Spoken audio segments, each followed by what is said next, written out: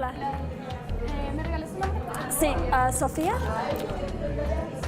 Y mi apellido es K-E-R-R. My name is Sophia Kerridge. I'm British and I'm working here in Bogotá as part of the team of volunteers for PBI Colombia.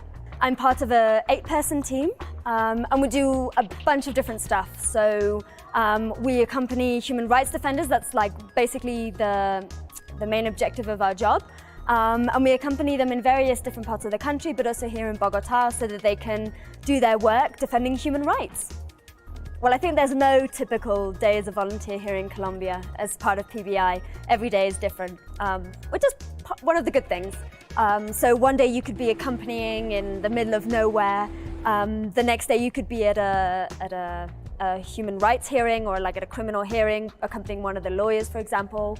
The next day you could be having meetings with various different people that we accompany or doing internal work. And although internal work sounds boring, it often means doing the preparation for a trip. So that means phoning the various authorities in the region or doing what we call an análisis de coyuntura, which is a bit hard to translate, but it basically means studying the news and the current affairs and what's been happening in that region so that we know a bit what the situation's like there before we go there. We accompany a whole different bunch of people. I think it also depends on which area you're accompanying in.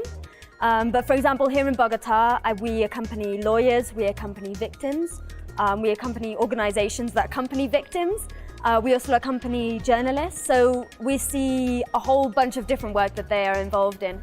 And at the same time, across that spectrum, we also accompany indigenous people, we accompany Afro-Colombians, we accompany campesinos, we accompany professionals as well. So we see a whole spectrum of different human rights work that they do here in Colombia. I think the one thing that unites all of them is the fact that they all have a vision for a Colombia that is one day a country of peace, a country where human rights are respected, where the law is something that applies to all people. And I think also one thing that really unites them is their pursuit against impunity, their pursuit of social justice, and the belief that war and that weapons aren't a way of achieving that. The accompaniments that we do are very different. For example, in Urabá, they have very rural, very terrain-based accompaniments. For example, they accompany communities of displaced people that live right in the middle of a conflict. Then there's the Magdalena Medio region, which is accompanied by the Barranca team, and they accompany, for example, the ACVC, who accompany teams of campesinos that are living there trying to, make their livelihoods. Here in Bogotá, we accompany lawyers when they go and help people with legal issues. For example, this year we accompanied Cajar, which is a team of lawyers here in Colombia.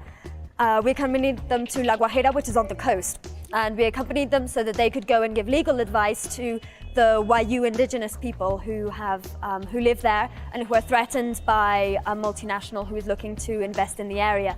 So basically we assisted them in that project. So it meant we got to see a completely different side of Colombia to here in Bogotá.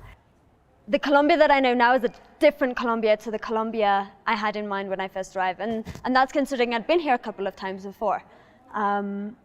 Colombia is a country where the security has improved over the past couple of years in many respects, but at the same time, that doesn't mean that it's become a better place for human rights defenders. And I think that was one of the things that impacted me most. It shocked me a lot when I first arrived, when I saw not only that people were still receiving threats, physical attempts on their life, but the fact that they were willing to carry on with that impressed me a lot. According to a recent study that I read, it's a program called Somos Defensores.